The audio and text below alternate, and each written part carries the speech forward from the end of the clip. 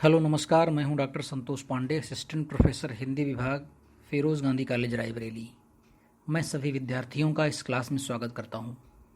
आप जानते हैं कि को करिकुलर एक्टिविटीज़ का जो बीए फर्स्ट ईयर का पेपर है, बीए फर्स्ट सेमेस्टर का, वो 28 अप्रैल को है और उसके अंतर्गत मैं एक सीरीज चला रहा हूँ एग्ज़ाम स्पेशल के तहत योगा के संबंध में। तो योगा के संबंध में या फिजिकल एजुकेशन के संबंध में जो पेपर है आपका को करिकुलर एक्टिविटीज़ का, उसमें मैंने आपको 3 क्लास दे दी है योग के संबंध में। अर्थ, परिभाषा हो गया है, उद्देश्य और महत्व, ठीक, उद्भव, विकास, इस तरह की 3 क्लास मैंने आपको दी है। तो योगा के संबंध में आप फिलहाल ये 3 क्लास पढ़िए। अभी हम लोग जो बात करेंगे इस क्लास में वो बात करेंगे शारीरिक शिक्षा के संबंध में। और आज हम जिस टॉपिक को लेंगे उस टॉपिक में हम 4 चीज़ें पढ़ेंगे। शारीरिक शिक्षा की परिभाषा पढ़ेंगे, शारीरिक शिक्षा से तात्पर्य क्या है, क्या अर्थ है, क्या आशय है और उसका ओरिजिन कैसे हुआ, उद्भव और विकास कैसे हुआ और आज तक उसका विकास किस प्रकार से होता चला आया है। तो चलिए हम देख लेते हैं कि शारीरिक शिक्षा का अर्थ क्या होता है और इसका आशय क्या है। देखिए, आप जानते हैं कि शारीरिक शिक्षा जो है ये फिजिकल एजुकेशन, ये किसी भी व्यक्ति के संपूर्ण विकास की शिक्षा से इसका तात्पर्य है। अगर फिजिकल एजुकेशन नाम है तो इसका मतलब ये नहीं हुआ कि यह केवल शरीर के ही विकास की बात करता है।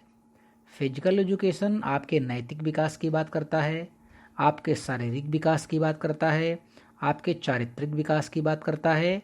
ये सिर्फ और सिर्फ शरीर के ही विकास की बात नहीं करता है। शरीर का मोटा हो जाना, शरीर का हेल्दी रहना, देखिए शरीर हेल्दी रहेगा तो आपका दिमाग भी हेल्दी रहेगा। तो शारीरिक विकास इसका मुख्य उद्देश्य है, लेकिन ये क्या करता है, ये संपूर्ण जीवन को हमारे मॉडिफाई करता है। फिजिकल एजुकेशन हमारे पूरे जीवन को बदलता है, क्योंकि जो उत्तम स्वास्थ्य होता है उससे हमारा मानसिक रूप से हम क्या होते हैं, हम बड़े मजबूत होते हैं। तो शारीरिक शिक्षा न केवल शरीर को बल्कि मन को, दिमाग को, आत्मा को और उन तमाम चीज़ों को हेल्थ प्रदान करती है, तंदुरुस्ती प्रदान करती है, सुकून और शांति प्रदान करती है, जिनका हमारे समाज के लिए, हमारे परिवार के लिए, हमारे राष्ट्र, हमारे देश के लिए उनकी बहुत आवश्यकता होती है। ठीक, अब हम चलते हैं, कुछ परिभाषाएं देख लेते हैं कि इसकी परिभाषाएं क्या हो सकती हैं। तो कुछ लोगों ने इसकी परिभाषाएं दी हैं, उनके हिसाब से हम जरा देखते हैं। तो मोहन राज पुरोहित करके एक विद्वान हैं, वो इस संबंध में कहते हैं कि मानव शरीर के सर्वांगीण विकास एवं उत्तम स्वास्थ्य प्राप्ति का आधार शारीरिक शिक्षा है। क्या कह रहे हैं ये मोहन राज पुरोहित साहब? ये कह रहे हैं हमारा जो शरीर है उसका सर्वांगीण विकास हो। सर्वांगीण विकास का मतलब क्या है कि जितने भी अंग हैं उन समस्त अंगों का विकास हो, हर दिशा में उसका विकास हो, उत्तम स्वास्थ्य की प्राप्ति हो, हेल्थ मैनेजमेंट हमारा बेहतर रहे। ठीक, इन दोनों चीज़ों के लिए जो बेसिक एजुकेशन है वो है फिजिकल एजुकेशन। अब हेमलता रावल हैं, उनके अनुसार क्या है, वे कहते हैं कि शरीर से संबंधित विभिन्न गतिविधियों व उसे करने की सही तकनीकों के विषय में ज्ञान व जागरूकता उत्पन्न करना शारीरिक शिक्षा है। ये कह रहे हैं कि शरीर से संबंधित जो तमाम प्रकार की गतिविधियां हैं उसे सही टेक्निक से कैसे किया जाए, इस ज्ञान को जो बताता है वो उसे हम कहते हैं शारीरिक शिक्षा। अर्जुन सिंह सोलंकी के अनुसार क्या है, ये कहते हैं कि शारीरिक शिक्षा बच्चों के संपूर्ण व्यक्तित्व को प्रभावित करने की रोशनी है। बच्चों की जो होल पर्सनालिटी है, जो पूरी पर्सनालिटी है, उसको प्रकाशित करने की, यानी उसके अंदर प्रकाश आए। तो प्रकाश कहाँ से आएगा, तो ये एक रोशनी की तरह काम करती है, एक टॉर्च की तरह काम करती है, लाइट की तरह काम करती है। क्या? शारीरिक शिक्षा। अब हम चलेंगे, देखेंगे जी शारीरिक शिक्षा का उद्भव और विकास क्या है, ये किस प्रकार से भारत में शुरू हुआ, दुनिया में शुरू हुआ और आज भी किस किस रूप में हमारे सामने चल रहा है। आप जानते हैं कि ये जो व्यायाम की प्रणाली है ये शारीरिक शिक्षा के ही अंतर्गत आती है। और व्यायाम को लेकर के आप जानते हैं कि भारत में इसकी परंपरा अत्यंत प्राचीन रही है। कितनी प्राचीन? आपने नाम सुना होगा ऋषियों और मुनियों द्वारा चलाए जा रहे गुरुकुलों का, आश्रमों का। तो उन आश्रमों में, उन गुरुकुलों में, जिन्हें आज हम हॉस्टल कह सकते हैं, उस प्रकार के हॉस्टल्स बहुत पहले से हमारे यहाँ चल रहे हैं अध्ययन और अध्यापन को लेकर के। अगर हम व्यायाम की बात करें, फिजिकल एजुकेशन के हिस्ट्री के प्रारंभ की बात करें, तो इन अखाड़ों में इन आश्रमों में और इन गुरुकुलों में तमाम प्रकार की व्यायामशालाएं स्थापित रहती थीं, जिनमें क्या होता था, जो वहाँ के विद्यार्थी होते थे वे, या जो सन्यासी हो गए, योगी हो गए, बाल बैरागी हो गए, जो तमाम प्रकार के इस तरह के लोग होते थे, वे जाकर के वहाँ पर व्यायाम की प्रैक्टिस करते थे। और इन व्यायामों में किस प्रकार के व्यायाम हुआ करते थे हमारे प्राचीन काल में उन गुरुकुलों में?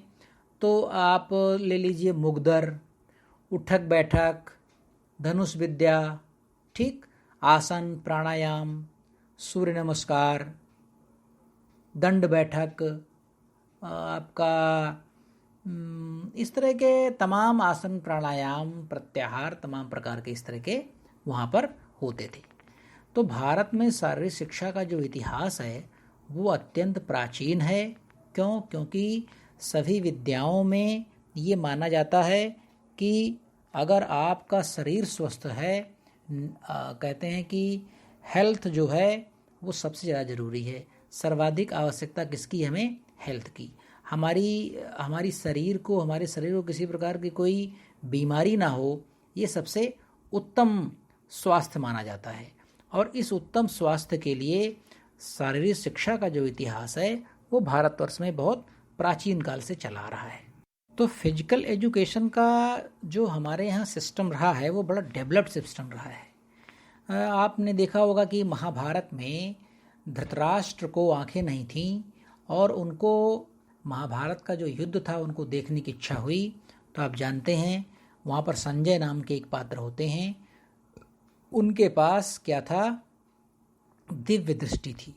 और उन्होंने नेत्रहीन धृतराष्ट्र को, आंखों से अंधे राजा धृतराष्ट्र को, उन्होंने अपनी दिव्य दृष्टि के द्वारा सारे महाभारत की जो भी घटनाएं थीं उनको बिल्कुल लाइव सुनाया।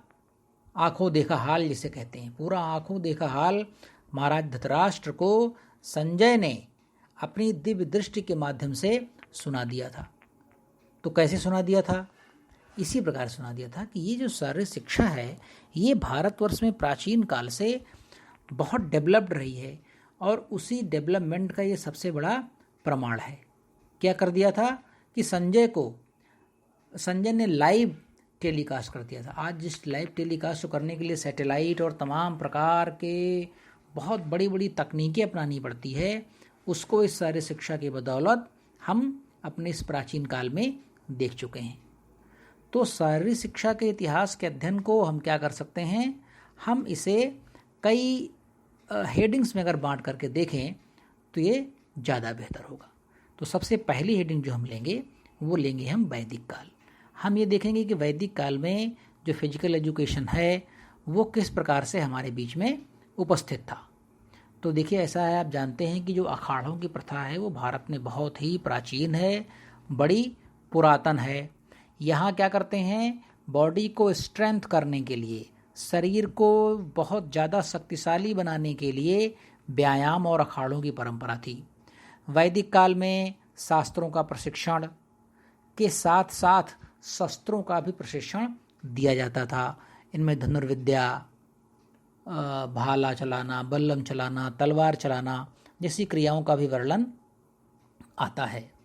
तो इस तरह से वैदिक काल में भी वेदों में और उपनिषदों में भी शारीरिक शिक्षा के ज्ञान की बदौलत शरीर को अत्यधिक पुष्ट करने की तमाम क्रियाओं का उल्लेख इन ग्रंथों में हमें प्राप्त होता है। आपने महाभारत में देखा होगा मल्ल युद्ध, जरासंध और भीम का मल्ल युद्ध। तो जो मल्ल युद्ध है, ये मल्ल युद्ध भी अत्यंत प्राचीन विद्या है और ये वैदिक काल की ही विद्या है मल्ल युद्ध। वो मल्ल युद्ध जिसे हम आज आप बॉक्सिंग कह सकते हैं, या आप उसे खली टाइप की जो फाइटिंग होती है आप वो कह सकते हैं, वो था मल्ल युद्ध। तो वेदों में, इतिहासों में, उपनिषदों में और पुराणों में शारीरिक शिक्षा का जो वर्णन है वो आता है। कहने का मतलब ये हुआ कि फिजिकल एजुकेशन को लेकर के वैदिक काल के लोग भी अपने आप को बहुत प्रोग्रेसिव मानते थे और वो प्रमाण हमें दिखाई भी पड़ते हैं। ठीक, अब हम आते हैं महाकाव्य काल में। महाकाव्य काल में दो महाकाव्य सबसे प्रसिद्ध हैं, रामायण और महाभारत।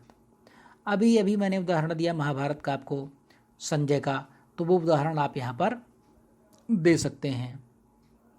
अगर आप और उदाहरण देना चाहें तो आपने देखा होगा महाभारत के दौरान कि दुर्योधन और भीम का जो गदा का युद्ध था वो बहुत प्रसिद्ध था और इन दोनों में आपस में बड़ा टकराव होता रहता था। ठीक, फिर आपने धनुर्विद्या का देखा होगा, अर्जुन और कर्ण का देखा होगा युद्ध आपने, अश्वत्थामा की धनुर्विद्या आपने देखी होगी, गुरु द्रोणाचार्य की, गुरु कृपाचार्य की आपने धनुर्विद्या देखी होगी, भीष्म पितामह का वो आपने पराक्रम देखा होगा। तो ये तो तमाम प्रकार के महाभारत में बड़े बड़े धनुर्धर, बड़े बड़े बलशाली गदाधारी पात्र आते हैं। ये पात्र क्या है, ये फिजिकल एजुकेशन को ये बताते हैं कि फिजिकल एजुकेशन किस प्रकार से महाभारत काल में बहुत प्रभावी रहा है। अगर हम रामायण काल की बात करें तो रामायण काल में आपको एक से एक बड़े बड़े सूरवीर दिखाई पड़ते हैं। ठीक, आप जानते हैं कि जब निशाचरों ने महात्मा विश्वामित्र जी का, महर्षि विश्वामित्र का जब यज्ञ नष्ट करना प्रारंभ कर दिया तो बाबा तुलसीदास लिखते हैं कि गाधि तनय मन चिंता व्यापी, कही विधि मरहि निशाचर पापी। तो क्या हुआ, दशरथ के यहाँ जाते हैं और वहाँ से राम और लक्ष्मण को लेकर के आते हैं और राम और लक्ष्मण दोनों लोग मिल करके अपनी शारीरिक बल पर, अपनी धनुर्विद्या के द्वारा, अपनी शक्ति के द्वारा उन निशाचरों का संहार करते हैं और उन यज्ञों को निर्विघ्न संपन्न करवाने में अपना योगदान देते हैं। आप देख लीजिए रामायण काल में सबसे बड़े वेट लिफ्टर हनुमान जी को संजीवनी बूटी लानी हुई। आप जानते हैं महाराज सुखेन जी सो रहे थे कि कौन जगाए, जग करके भी दुनिया भर की बातें करेंगे, कहाँ चलना है कहाँ नहीं चलना, हम तो नहीं जाएंगे और रावण का एरिया है, रावण कुछ बोलेगा।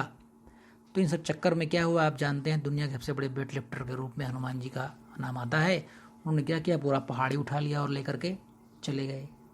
तो रामायण काल में और महाभारत काल में, यानी जिसे हम महाकाव्य काल कहते हैं, उस काल में भी फिजिकल एजुकेशन का बड़ा ही महत्वपूर्ण अध्याय और उनकी रोचक कहानियां हमें सुनाई पड़ती हैं। ठीक, अब हम चलते हैं इसके आगे नालंदा काल में। हिंदू काल देख लेते हैं। महाकाव्य काल के बाद है हिंदू काल। हिंदू काल में भी शारीरिक शिक्षा ने अन्य शिक्षाओं की भांति अपना बहुत महत्वपूर्ण स्थान बनाया। शरीर को बलिष्ठ करना, हृष्टपुष्ट बनाए रखना, इन सब के लिए दंड बैठक, कुश्तियाँ, मल्ल युद्ध आदि तमाम प्रकार के युद्ध प्रचलित थे। महात्मा बुद्ध ने इस दौरान ये बताया कि शरीर को दुख देने से नहीं अपितु अच्छे कार्य करने से निर्वाण की प्राप्ति होती है। आप जाकर के धूप में बैठ करके तपस्या करो, निर्वाण इससे प्राप्त नहीं होता है। निर्वाण अच्छे कार्य करने से निर्वाण की प्राप्ति होती है। शरीर को किसी दूसरे के अर्थ में आप अपने आप को सेवा भाव में प्रस्तुत करो। सेवार्थ आप किसी के लिए अगर उपयोगी हैं तो वो जो आपकी ताकत है वही ताकत असली ताकत है। क्यों? क्योंकि तमाम बलिष्ठ लोग जो गलत काम करते हैं उनकी शारीरिक शिक्षा समाज के लिए क्या है, उनका जो बल है वो समाज के लिए खतरनाक है। ठीक, अब चलते हैं हम नालंदा काल में। नालंदा काल में 7वीं शताब्दी में भारत घूमने आया था कौन? चीनी यात्री ह्वेनसांग। ह्वेनसांग के तमाम आलेख इस बात को बताते हैं कि नालंदा में लगभग 10,000 विद्यार्थी शिक्षा ग्रहण करते थे और उन्होंने ये लिखा है कि शारीरिक विकास के लिए तमाम प्रकार के खेलों की विभिन्न प्रतियोगिताएं हुआ करती थी और दैनिक जीवन में हमारा जो डेली लाइफ थी नालंदा काल में, उसमें फिजिकल एजुकेशन को बहुत महत्व दिया जाता था। इसके अंतर्गत क्या क्या होता था? धनुर्विद्या है, रथ चलाना है, हाथी पर सवारी करना है, शस्त्र चलाने का आपको प्रशिक्षण दिया जाता था सेनाओं में जो लोग भर्ती होते थे। ठीक है, घोड़े पर सवारी करके आप युद्ध में के संचालन कैसे करेंगे। ठीक, और मल्ल युद्ध और व्यायाम ये तो लगभग हर काल में चल रहा था, इस काल में भी चल रहा था। आपका सूर्य नमस्कार हो गया, प्राणायाम हो गया, योगिक क्रियाएं तमाम हो गई, योग व्यायाम प्राणायाम, इस प्रकार के सब नालंदा काल में चल रहे थे। फिर हम आते हैं राजपूत काल पर। अब आप जानते हैं कि ये जो राजपूत हैं ये फिजिकली बहुत स्ट्रांग थे। शारीरिक रूप से राजपूत बहुत ही शक्तिशाली और ताकतवर थे। और ये जो राजपूताना का पूरा काल है, ये जो राजपूताना की पूरी डायनेस्टी है, इसमें बहादुरी, शौर्य, आपस के जो युद्ध होते थे उनमें अपनी शक्ति का प्रदर्शन, ये नंबर 1 पर चल रहा था। आदिकाल से लेकर के रीतिकाल तक हिंदी साहित्य का इतिहास जब हम पढ़ते हैं तो वहाँ देखते हैं कि तमाम प्रकार के जो युद्ध होते थे वो केवल अहंकार के कारण हो जाते थे, अपनी शक्ति को दिखाने के कारण युद्ध हुआ करते थे। फिर आत्मरक्षा के लिए युद्ध होते थे, आक्रमण करने के लिए युद्ध होते थे। तो इन सब युद्धों, ये युद्ध इतने ज़्यादा हुआ करते थे कि इन युद्धों में भाग लेने वाले लोगों को तलवार चलाना, धनुष चलाना, भाला चलाना है, तीरंदाजी, कुश्ती करना, इस प्रकार की तमाम चीज़ें सिखाई जाती रही होंगी, 100% सिखाई जाती रही होंगी। और आप जानते हैं कि महाराणा प्रताप का नाम आप जानते होंगे। कहते हैं उनका भाला और उनकी उनका जो पहनते थे वो सब इतने वज़न थे कि आज की डेट में कोई सामान्य व्यक्ति उनके भाले को उठा नहीं सकता है, ऐसा माना जाता है। उनका पहनावा और उनका भाला इतना वजन था कि एक सामान्य व्यक्ति आज की डेट में उस पहनावे और उस भाले को उठा नहीं सकता था, जिस भाले को एक तिनके की तरह अपनी उंगलियों पर महाराणा प्रताप जी नचाया करते थे। शिवाजी को आप देख लीजिए, कितने बहादुर आदमी थे। छापामार युद्ध में उनका कोई सानी नहीं है पूरे भारतवर्ष में। किस किस प्रकार से इतिहास में आपने पढ़ा होगा कि अपने शारीरिक बल द्वारा उन्होंने बड़े बड़े लोगों को परास्त किया। तो इस प्रकार से ये जो फिजिकल एजुकेशन है, ये युद्ध विद्या में सैनिक को निपुण करने के लिए अत्यंत आवश्यक थी। और इसका प्रयोग राजपूताना काल में बहुत अच्छे से हुआ। फिर अब हम आते हैं ब्रिटिश काल में। आप जानते हैं कि 14 अगस्त 1947 तक जो अपना देश है वो अंग्रेज़ों का गुलाम रहा। लेकिन इस गुलामी के बावजूद भी हमारे यहाँ फिजिकल एजुकेशन की शिक्षा को कभी भी बंद नहीं किया गया। लेकिन हम क्या थे? हम थे गुलाम किसी दूसरे के। तो दूसरे की राजनीति से, दूसरे के प्रशासन से, दूसरे की सरकार सोच समझ से हमें चलना था। तो भारत में एजुकेशन को सुधारने के लिए आप जानते हैं एक बहुत बड़ा नाम अंग्रेज़ों की तरफ से आता है, वह है लॉर्ड मैकाले। लॉर्ड मैकाले साहब ने शिक्षा पद्धति को जो भारत में लागू किया, तो आप जानते हैं उस शिक्षा पद्धति में फिजिकल एजुकेशन के ऊपर बहुत ज़्यादा फोकस नहीं किया गया था।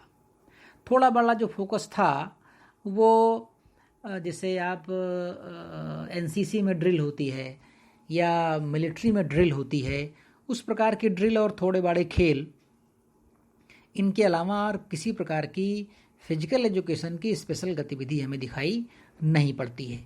ठीक, तो इसलिए क्या हुआ, 1894 में 1894 में फिजिकल एजुकेशन को मैंडेटरी बनाने के लिए इस बारे में सोचा जाने लगा। इस बारे में एक विचार आया कि शारीरिक शिक्षा को हम अनिवार्य विषय के रूप में जब तक नहीं ले आएंगे तब तक इसकी दुर्गति होती रहेगी। लेकिन अंग्रेज़ों का ज़माना था, उनके हाथ में सत्ता शासन था, इसलिए इसे अनिवार्य विषय के रूप में नहीं लिया गया। ठीक, तो कुल मिलाकर के ब्रिटिश काल में हमें देखते हैं कि विचार तो तमाम प्रकार के आए, लेकिन सरकारों की तरफ से हमें किसी प्रकार की कोई हेल्प नहीं मिली।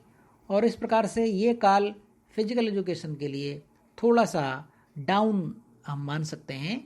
लेकिन हालांकि बाद में फिर ये अच्छा हुआ, और वो बाद में कैसे अच्छा हुआ, अब हम आते हैं अपने आधुनिक काल में। हमारा जो मॉडर्न एरा है, यानी आज़ादी के बाद का जो हमारा देश है, अंग्रेज़ों के चले जाने के बाद जब भारत के लोगों ने यहाँ की कमांड संभाली अपने हाथ में, तो उन्होंने शारीरिक शिक्षा की तरफ ध्यान दिया, और भारत सरकार ने इसकी बाकायदे एक पूरा मंत्रालय ही इसका बनाया, जिसमें फिजिकल एजुकेशन को बहुत महत्वपूर्ण तरीके से अपनाने की बात की गई। और ये था ह्यूमन रिसोर्स एंड डेवलपमेंट, जिसे हम कहते हैं HRD, मानव संसाधन विकास।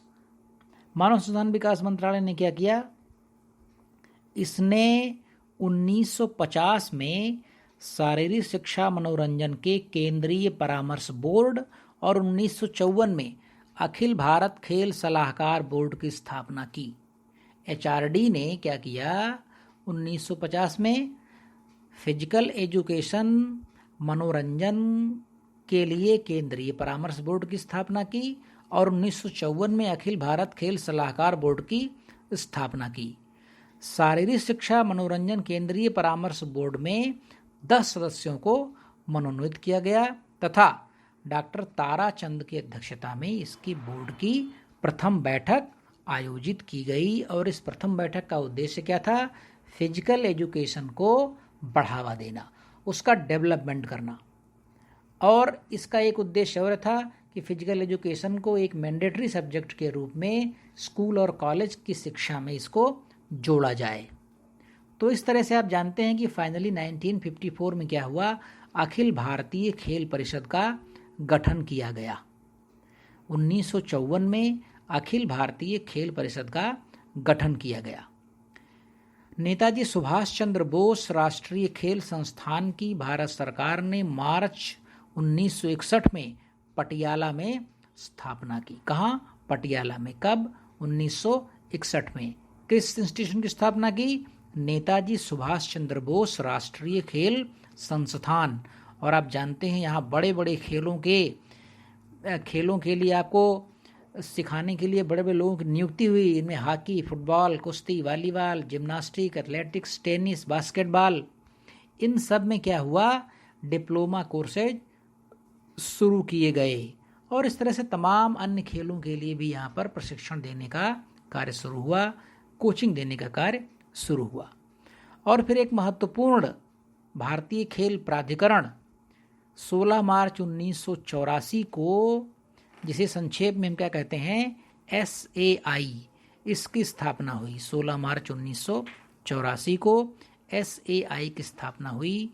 भारतीय खेल प्राधिकरण की स्थापना का उद्देश्य क्या था कि छोटी उम्र से ही बच्चों की जो प्रतिभा है फिजिकल एजुकेशन को लेकर के, उसको परखा जाए, उसको तेज तर्रार बनाया जाए, ताकि बचपन से ही बच्चा जो है वो खेल की तरफ आकृष्ट हो, और आगे चल कर के एक बड़ा खिलाड़ी, एक उत्कृष्ट खिलाड़ी बने, और अपने देश का वो नाम रोशन करे।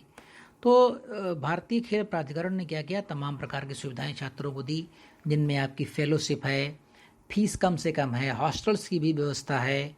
आप जानते हैं फिरोज गांधी कॉलेज रायबरेली के पीछे जो जेल रोड है, उस जेल रोड पर भी इस साई का एक इंस्टीट्यूशन है। आप देखते होंगे कभी कभी बहुत लंबे लंबे छात्र, 6 फीट से कम कोई नहीं, आपको 8-10 के झुंड में कभी कभी आपको उस रोड पर दिखते होंगे। नेहरू नगर के ठीक सामने है वो, तो वो है साई, SAI। तो वो भारतीय खेल प्राधिकरण की तरफ से उसकी स्थापना हुई है, और वहाँ पर ऑल इंडिया टेस्ट होता है। ऐसा नहीं कि रायबरेली में तो आप जाओ और आसानी से एडमिशन हो जाएगा, ऑल इंडिया टेस्ट होता है उसका, और उस टेस्ट को पास करेंगे तो साई के तमाम प्रकार के इंस्टीट्यूशंस हैं। अगर रायबरेली में आपका नाम आता है तो आप यहाँ पर आ सकते हैं। तो इस प्रकार से हमने आज की क्लास में देखा कि फिजिकल एजुकेशन से क्या आशय है, इसकी क्या क्या परिभाषाएं हो सकती हैं, और इसका ओरिजिन कैसे शुरू हुआ। वैदिक काल से लेकर के हमने उपनिषद काल में देखा, हमने पुराण काल में देखा, हमने रामायण काल में देखा, और इस प्रकार से हम देखते हुए कहाँ कहाँ आए, हिंदू काल में देखा मैंने, नालंदा काल में देखा मैंने, राजपूताना डायनेस्टी मैंने देखा राजपूतों के काल में, फिर अंग्रेज़ों के काल में देखा, और हम आज आधुनिक काल में देख रहे हैं कि शारीरिक शिक्षा कितनी महत्वपूर्ण हो चली है। और आप जानते हैं कि फिजिकल एजुकेशन के अंतर्गत जितने भी खेल हैं, इन खेलों को बढ़ावा देने के लिए भारत सरकार की तरफ से भी मंत्रालयों की स्थापना है। और वो चाहे क्रिकेट हो, चाहे हॉकी हो, फुटबॉल हो, कोई भी खेल हो, आप जानते हैं कि बहुत बड़े पैमाने पर इनका भारत में ही नहीं पूरी दुनिया में आयोजन होता रहता है। ओलंपियाड्स होते रहते हैं, ओलंपिक्स होते रहते हैं, उसमें कभी भारत में आयोजित होता है, कभी बाहर आयोजित होता है। तो इस प्रकार से आप देखते हैं कि फिजिकल एजुकेशन का बहुत जोर है। बस एक बात जो मुझे खलती है वो फिजिकल एजुकेशन को लेकर के ये कि भारत में जितना शोर शराबा क्रिकेट को लेकर के है, उतना अगर फिजिकल एजुकेशन के किसी अन्य खेल को लेकर के हो तो ये ज़्यादा बेहतर हो सकता है। क्यों? क्योंकि 11 खिलाड़ियों का चयन पूरे राष्ट्र से, पूरे देश से 11 उत्कृष्ट खिलाड़ियों का चयन होना है। और वो 11 खिलाड़ी आप जानते हैं कितना महंगा हो गया है, इसकी कोचिंग कितनी महंगी है, इसका प्रशिक्षण कितना महंगा हो गया है। लेकिन टेलीविज़न से लेकर के सोशल मीडिया हो, चाहे न्यूज़ हो, हर जगह ये छाया रहता है। हमारा जो कबड्डी था वो चला गया पीछे, हमारा हॉकी पीछे चला गया, फुटबॉल पीछे चला गया, खो खो पीछे चला गया, बैडमिंटन पीछे चला गया, लेकिन क्रिकेट लगातार बढ़ता हुआ चला जा रहा है। तो मेरी तो इच्छा ये है कि क्रिकेट की तरह अन्य खेलों को भी हमारी सरकार और हमारा मंत्रालय इस तरफ ध्यान दे, तो फिजिकल एजुकेशन अन्य तरीकों से भी इस देश में बढ़ सकता है। खैर, हम न्यू एजुकेशन पॉलिसी की तारीफ करेंगे भारत सरकार की इस योजना की कि उसने कम से कम एक मैंडेटरी विषय के रूप में न्यू एजुकेशन पॉलिसी के तहत हमारे बच्चों के लिए इसे लागू किया। वो चाहे BA फर्स्ट सेमेस्टर के हों, चाहे BCom BSc किसी के भी हों, उन्हें इसे पढ़ना है। तो बस ऐसे ही आप पढ़ते रहिए और हमारे साथ आप 27 मिनट तक बने रहे। इसके लिए हम सभी अपने विद्यार्थियों के प्रति आभारी हैं कि हम जो पढ़ाते हैं उसको आप ध्यान से पढ़ लिख रहे हैं, क्योंकि हमें YouTube पर पूरी जानकारी मिलती रहती कि आप कितने घंटे इस वीडियो को देखते, पढ़ते, सुनते हैं, कितनी फीमेल्स, कितने मेल्स, ये सब पूरा डेटा हमारे पास आता है। तो मैं बहुत प्रसन्न हूँ और बहुत उत्साहित भी हूँ कि हमारे बच्चे इसे अच्छी तरह से पढ़ रहे हैं। तो चलिए, किसी अगली वीडियो में फिजिकल एजुकेशन की आपसे मुलाकात होगी। नमस्कार।